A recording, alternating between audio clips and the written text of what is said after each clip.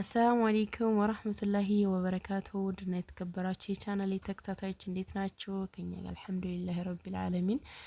መብሩክ መብሩክ እያላችሁ ጀምሩ። እንግዲህ ሁላችሁም እህቴን እንግዲህ ድሪያት አለሁ ማለት ነው።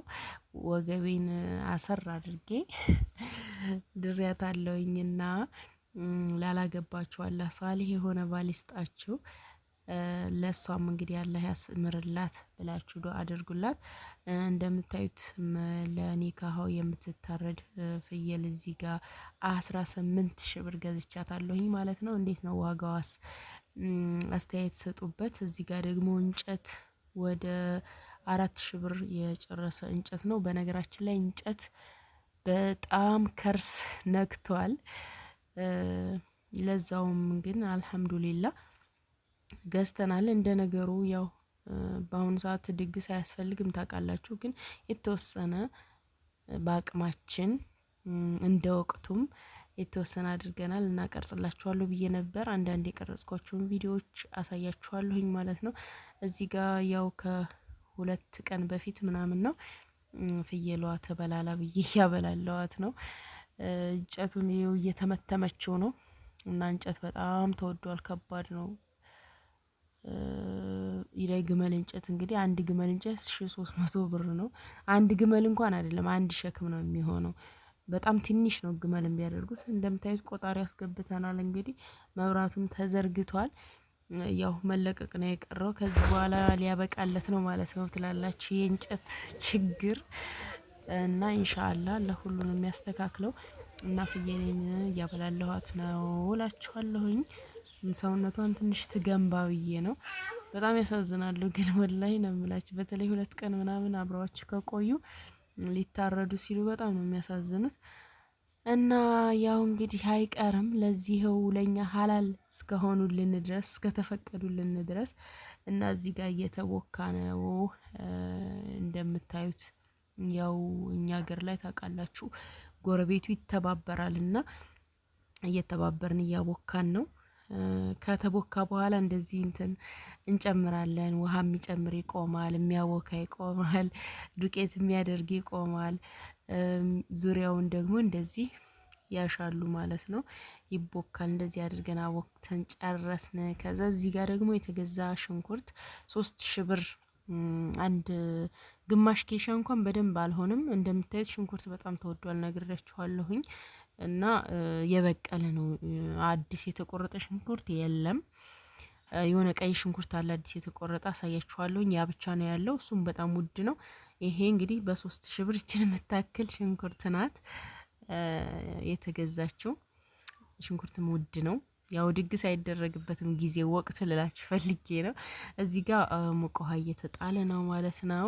ከ3 ቀን በኋላ እንግዲህ ከተቦካ ከ3 ቀን በኋላ እንደምታዩት ውሃ እዚህ ጋር ጥደናል ማለት ነው። ውጭ ላይ እንደዚህ በሚጎለትበትን በዚህ በቆርቆሮ እንዳያችሁት። እዚህ ጋር ደግሞ ውቅሪያችን ፈልቷል። ያው በጣም አልፈላም፣ ግን ከላይ እንደዚህ የፈላ ይመስላል። ቆንጆ ሆኗል። ቡቅሬ እንትን ነው የገብስ ማለት ነው። እዚህ ጋር ደግሞ ሊጡ እየተማሰለ ነው። መጀመሪያ ውሃ ሙቁ ሊጨመር ስለሆነ በደንብ እሽት ከተደረገ በኋላ ነው ውሃ ሙቅ የሚጨመረው ማለት ነው። እና ወንድ ነው ደግሞ የሚያሸው ጉልበት ስለሚጠይቅ። ከዛ ውሃ ሙቅ ተጣለ።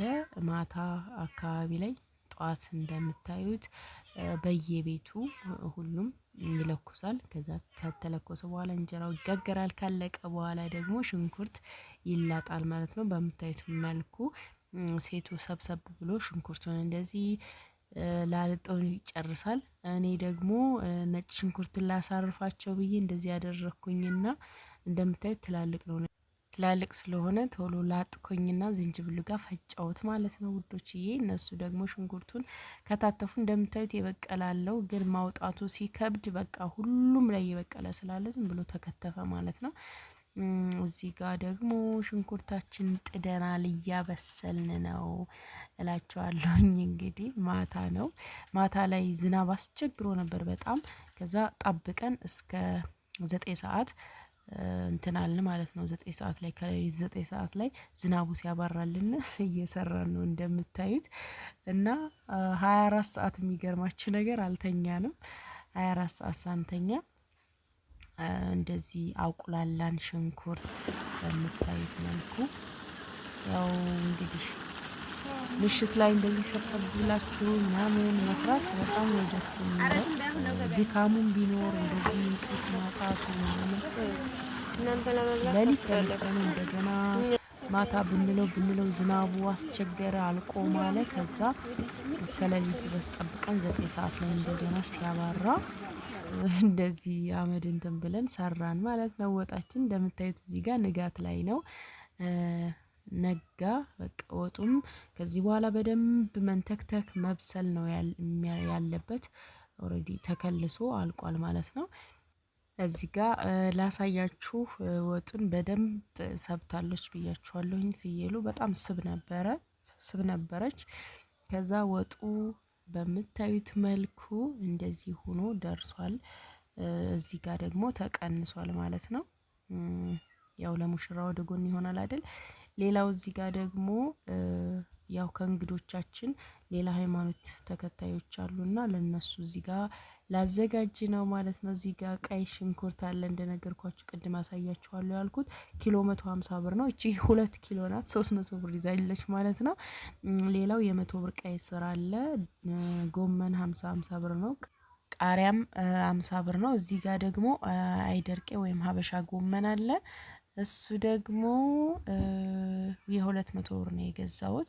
እዚህ ጋር ደግሞ ድንች 3 ኪሎ ነው። ኪሎ 100 ብር 300 ብር ማለት ነው። ሌላው በጣም ውድ ነገር ላሳያችሁ ምስር ክክ ነው። ምስር ክክ ጣሳ 450 ብር ገብቷል። የሚገርም ለውጥ ነው። በጣም የሚጨምረው እሱ ነው። ከዛ እዚህ ጋር የወንድሜ ሚስት አየት የነበረች እሷ እያገዘችኝ ሽንኩርቱን ከታተፍን ላልጠን ጨርሰናል። አሁን ወደ መስራቱ ነው። እዚህ ጋር እያቆላላን ነው። መጀመሪያ ምስር ክኩን ነው የምንሰራው እና እዚህ ጋር ጨመርኩ ምስር ክክ። ከዛ በደንብ እሽት አደረኩት መቁሎ ጋር ማለት ነው። መቁሎ ጋር ስላችሁ ሽንኩርቱ ጋር አሸሁት በደንብ ከበርበሬ በኋላ ሳይሆን በፊት ነው የጨመርኩት። ከዛ እዚህ ጋር ደግሞ በጎን ሌላ ምድጃ አነደድኩኝና አይደርቅ የጎመኑን እንደዚህ እየሰራሁኝ ነው። ሁሉንም እንትን እያቀያየርኩኝ በአንዱ ሰራለሁኝ። ይሄ ምክንያቱም ቀዩ ስለሚቆይ ማለት ነው። እዚህ ጋር በርበሬ እየጨመርኩኝ ነው። ከዛ በደንብ እሺ አደርገዋለሁኝ። ምክንያቱም ጧት ላይ ይሄ ሰራው በጧት ፍርፍር እንደ ፍርፍር እንዲቀርብ ጊዜ በጧትም ቀልም ነው ብሏል። ቀስ ብሎ በደንብ ብሎ ታሽቶ ነው የሚበስለው። እዚህ ጋር ቀይ ስር አድርጌያለሁኝ። ቀይ ስሩን መጀመሪያ ጥብስ አድርጌ ዘይቱ ጋር አቁላለዋለሁኝ። ከዛ ድንች ጨምርበታለሁ ማለት ነው። ቀይ ስር በድንች ስለሆነ እዚህ ጋር ወጥም እየበሰለልኝ ነው። ጎን በጎን ነው ምድጃው የተደረገው ማለት ነው። እንጨቱ በነገራችን ላይ ዝናብ እንጨቱም ላይ ስላካፋበት በቃ ይጨሳል። በደንብ አልነድልን ብሎ በጣም ነው የተቸገር ነው። እዚህ ጋር ድንች ጨምሬ ቀይ ስሩን ከጨረስኩ በኋላ ጎመንም ማቁላላት ጀመርኩኝ። እሱንም ጨረስኩኝ። ከዛ እንደምታዩት ሁሉ ነገር አለቀ ማለት ነው። እንደ አጋጣሚ ሆኖ እዚህ ጋር እንትኑ ድንቹ ከፍ ብሎ ነው የተከተፈው። አስተካክለዋለሁ ብዬ ነበረ በቃ እዛኛውም እዚህኛውም ስል ስራ ሲበዛብኝ ተውኩት። ከዛ ጨራርሼ ብቻ አዘጋጀሁኝ። ሁሉንም በምታዩት መልኩ በሳህን አደረኩኝ ማለት ነው። ከዛ እዚህ ጋር ወይራ ምናምን አስሯል አባቴ ምን እንደሆነ አልገባኝም። ብቻ የሙሽራ ቤት እንደዚህ ይደረጋል ብለዋል።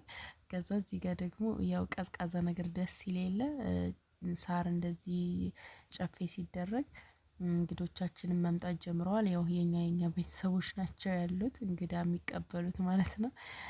እንግዶቹ ዋኖቹ ገና አልመጡም ነበር። እዚህ ጋር እየቀረጽኩኝ ነው። እዚህ ፈንዲሻ ምናምን ገና አልተቆላም።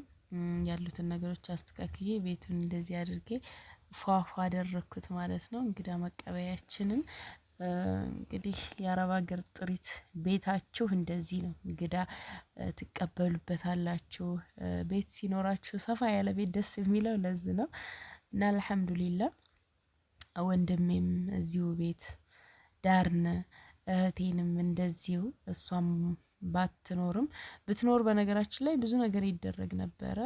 ያው የሴት የሙሽራ ቤት ታውቃላችሁ፣ መድረክ አለ ምናምን ምናምን የሚባል ነገር አለ እና ያው እዚህ ጋር እንግዲህ እንደዚህ አድርጊያለሁኝ። እንግዶች አሉ። እንግዶች የሚመጡበትን ክላስ ደግሞ አንድ ክላስ ለብቻ አድርጊያለሁኝ። በነገራችን ላይ በባለፈው እዚህ ጋር ቴሌቪዥኑን ሳሎን ላይ ለምን አላደረግሽም ብላችሁኝ ነበረ። እዚህ ጋር ያደረግኩበት ምክንያት አልመች ስላለ ነው። ፍራሽ አለው። ፍራሹን ቢነሳ ጠረጴዛ የት ይቀመጣል? መስቀያ ደግሞ ጅብሰን ቤት ሲሆን ነው የሚሰቀለው። ተሞክሮ አልሆን ብሎ ነው እዚህ የሆነው እና ቦፌ ስላለ ማለት ነው አልተመቻቸም። ከዛ እንደዚህ አድርጌ እንግዲህ ቤቱን አስተካክዬ ፈንዲሻውንም ቆልቻለሁኝ። እዚህ ጋር አንዳንድ ሰው ዳቦ ምናምን ከፈለገ አድርጌያለሁኝ። ግን እንግዶቹ ሲመጡ ሌላ ዳቦ ነው የሚቀርበው። ከዛ ያለው ነገር ይህንን ይመስላል እንግዲህ ውዶችዬ። የኔ ልጅም እንደምታዩት በቃ የሆነ ሰርጉ ተቦካ ነው የሚባለው፣ ዘና እያለ ነው፣ ይረብሻልም። ያው ብዙ ቤተሰቦቹን ምናምን አከዮቹን ስላገኘ በጣም ደስ ብሎታል። መረበሹ ደግሞ እየጨመረ ሄደ ማለት ነው። እንደምታዩት እዚህ ጋር አሁን እንግዶቹ ሊመጡ አካባቢ ስለሆነ ነው ሁሉ ነገር ጃህዝ ሆኖ እየተጠበቁ ነው ማለት ነው። ከዛ መጥተው እህቴንም ኒካሁን አስተሳሰር ነው ማለት ነው። ከዚህ በኋላ በጣም ቢዚ ነበርኩ፣ እየተሯሯጥኩ ነበርና አልቀረጽኩም ያለውን ነገር እንደዚሁ ፍሪ ሲሆን ብቻ ነው እየቀረጽኩኝ የነበረው እና በጣም ከባድ ነው። ቤታችሁ ላይ ድግስ ሲሆን እንቅልፍ የለ ድካም፣ በቃ ወላሂ ነው የምላችሁ። እናቴና እኔ በጠዋት ተነስተን ጠዋት ሱብሂ አካባቢ ላይ ከሱብሂ በኋላ ማለት ነው ቁርስ ሰዓት ላይ የዛኔ ነበረ ቁርሳችን የበላ ነው እናቴና እኔ። መቼ ብንበላ ጥሩ ነው? ማታ 11 ሰዓት ተኩል በቃ እንግዶቹ ወደ ቤታቸው ከሄዱ በኋላ ብላቸው አታምኑም። በቃ እኔ እንጃ ለካ እንደዚህ ነው ድግስ የሚደግስ ሰው ቤት ውስጥ እንደዚህ ያለ ሰው በቃ በጣም ስለሚዋከብ መብላቱን ሁሉ ይረሳል። በቃ ሁሉን ነገር ነው የምትረሱት። በቃ ሰው ወደ ማስተናገዱ እንደዚህ እናቴ ጭራሽ በቃ አለቀብኝ ምናምን እንደዚህ ያቋርጥ የሆኑ ምናምን እያልሽ በጣም ነበረ ስትጨነቅ የነበረው። ብቻ አልሐምዱሊላ ሁሉ ነገር ተስካክቶ እሷንም ኒካሁን አስተሳሰር ነው ማለት ነው። አላህ ያማረ የሰመረ ትዳር ያድርግላት። እናንተም ዱአ አድርጉላት።